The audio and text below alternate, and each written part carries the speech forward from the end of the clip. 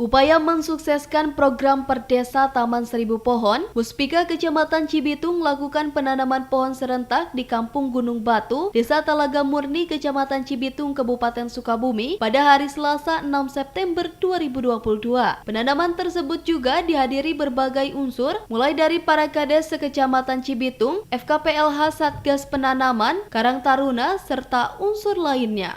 Ini penanaman serentak yang Perdesa 1000 pohon. Kita mendapatkan 7.000 pohon untuk tersebar di Kecamatan Cibitung, dan alhamdulillah hari ini adalah untuk kegiatan penanaman tingkat kecamatan, di mana pesertanya terdiri dari beberapa desa.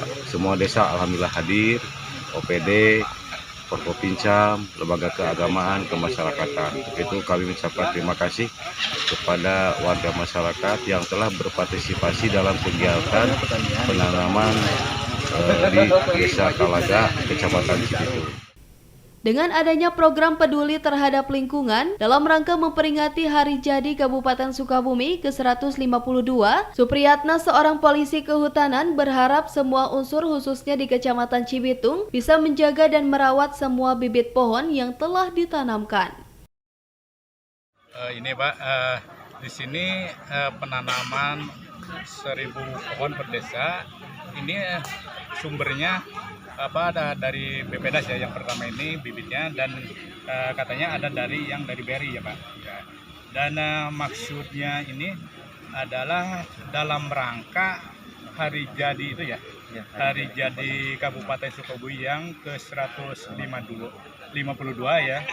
Nah, dengan ini semua desa dibagi atau kebagian 1000 pohon per desa dengan dibentuknya forum konservasi ya, forum kadar lingkungan hidup di tiap desa ya.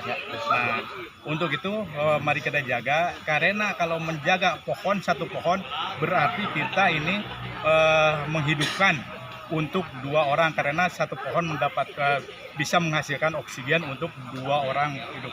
Makanya kebaliknya, kalau menebang satu pohon berarti kita membunuh 2 orang. Maka dengan ini mari kita sama-sama jaga kelestarian lingkungan dengan menanam pohon untuk kelestarian alam. Ya. Berarti kita sama-sama menjaga lingkungan. Dari Kecamatan Cibitung, Kabupaten Sukabumi, Indra Sopyan melaporkan untuk Dinamika.